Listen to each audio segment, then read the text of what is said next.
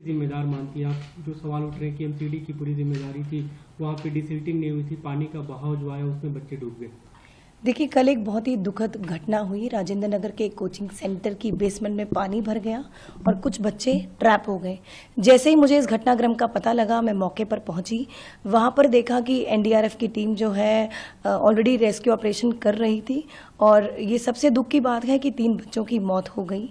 और अब जैसे ही इस घटना के बाद अब मैंने कमिश्नर एमसीडी को एक लेटर लिखा है, जिसमें आप देख सकते हैं कि हमने 2 निर्देश मैंने दिए हैं। पहला, दिल्ली में जितने भी कोचिंग सेंटर्स हैं जो उन बिल्डिंग्स में चल रहा है जो एमसीडी के जुरिस्डिक्शन में आते हैं और बेसमेंट में बायलॉज के अगेंस्ट या नॉर्म्स के अगेंस्ट ऐसे कोचिंग सेंटर चल रहे हैं, उन पर सख्त से सख्त कार्रवाई हो, उन पर एक्शन लिया जाए।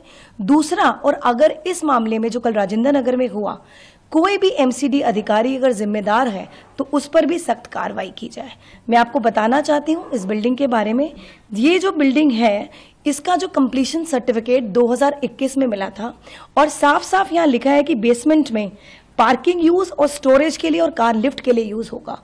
तो मैं बताना चाहती हूं कि अगर इस प्रकार से इलीगल तरीके से या प्रॉपर्टी को मिसयूज कर अगर ऐसे कोचिंग सेंटर्स बेसमेंट में चल रहे हैं तो उन पर कार्रवाई होगी और साथ ही अगर कोई अधिकारी जिम्मेदार होगा उस पर भी सख्त से सख्त कार्रवाई होगी। लेकिन जो सवाल उठ रहे हैं मैम की एमसीडी की कार्यप्रणाली पे कि एमसीडी को इस तरह से प्रॉपर्टी टैक्स आप लोग लेते हैं, उसकी जिम्मे वहाँ पे जाकर जांच करना, उन्हें सर्टिफिकेट देना, जो एनओसी देना, सब एमसीडी की जिम्मेदारी है। साथ में जो हादसा हुआ, जो पानी वहाँ पे पहुंचा, उसकी भी जिम्मेदारी एमसीडी की बनती है। देखिए, बताया जा रहा था कि बिल्डिंग के आगे से कोई ड्रेन या कोई सीवर जो निकलता है वो एकदम से फट गया। मैं मौके पर पहुंची और वहां देखा कि आसपास की बिल्डिंग में पानी नहीं भरा और कुछ वो सीवर या ड्रेन टूटने से फ्लैश फ्लड की तरह जो है वो जो पानी है सारा बेसमेंट में भर गया और जिसके कारण बेसमेंट में पानी भरने से बच्चे ट्रैप हो गए। अभी जो आपने बताया कि 2021 में इसे मतलब इसका कंप्लीशन सर्टिफिकेट दिया गया था, बीजेपी जो आरोप लगा रही है कि अभी की एमसीडी में क्योंकि आप लोग के शासन में, आप उन पे आरोप लगा रही है कि उनके शासन काल में हुआ, तो इस आरोप प्रत्यारोप में कहीं ना कहीं बच्चों की मौत हो रही है। देखिए, मुझे लगता है जब ऐसी दुखद घटना होती है तो हमें ब्लेम गेम नहीं करना चाहिए, ना आरोप और प्रत्यारोप करना चाहिए।